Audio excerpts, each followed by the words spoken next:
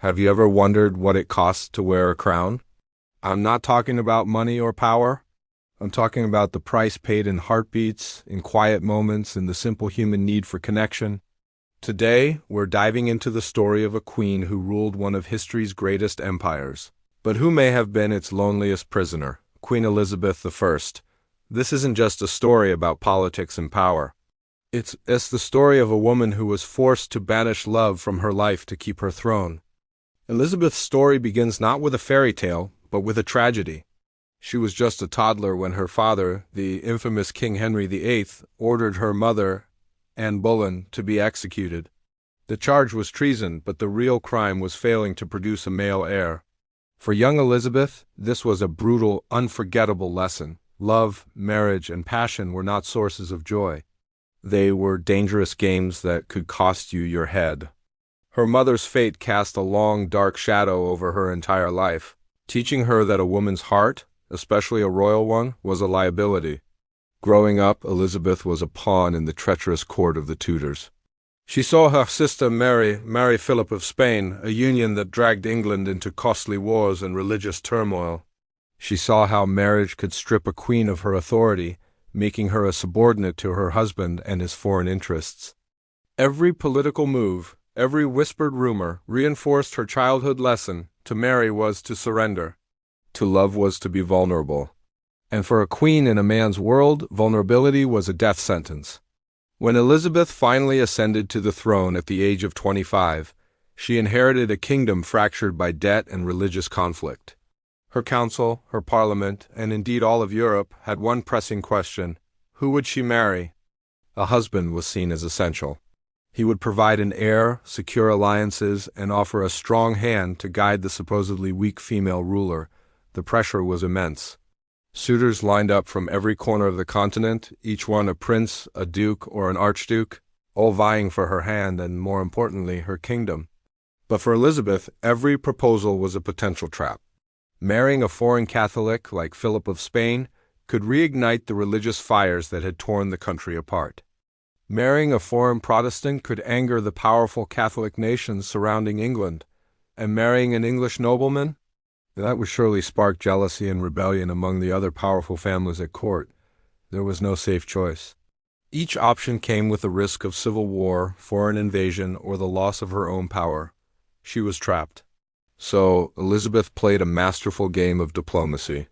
For decades, she dangled the prospect of marriage like a golden prize, keeping her suitors and their nations hopeful but at bay. She flirted, she negotiated, she wrote letters filled with poetic ambiguity. This strategy, which became known as her marriage diplomacy, kept England safe. By never saying yes, but also never saying no, she prevented any single foreign power from becoming too influential and kept her enemies guessing. She was buying time for her kingdom to heal and grow stronger. It was a brilliant political performance, but it was a performance that demanded she keep her own heart under lock and key. Of course, this doesn't mean her heart was made of stone.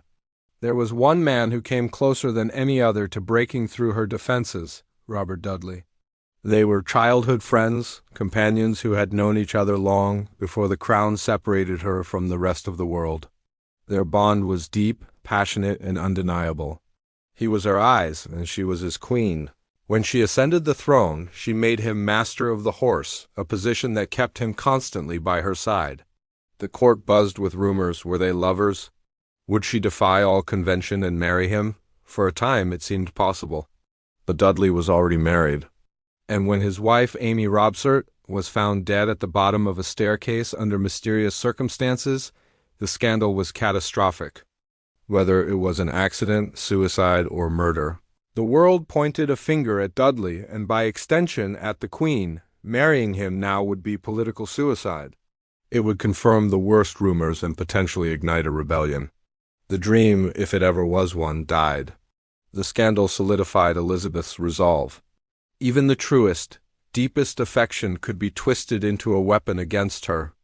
After Dudley, the walls around her heart grew even higher. As the years went by, the pressure for an heir became less about securing the throne and more about her legacy. She famously declared, "I will have but one mistress here, and no master."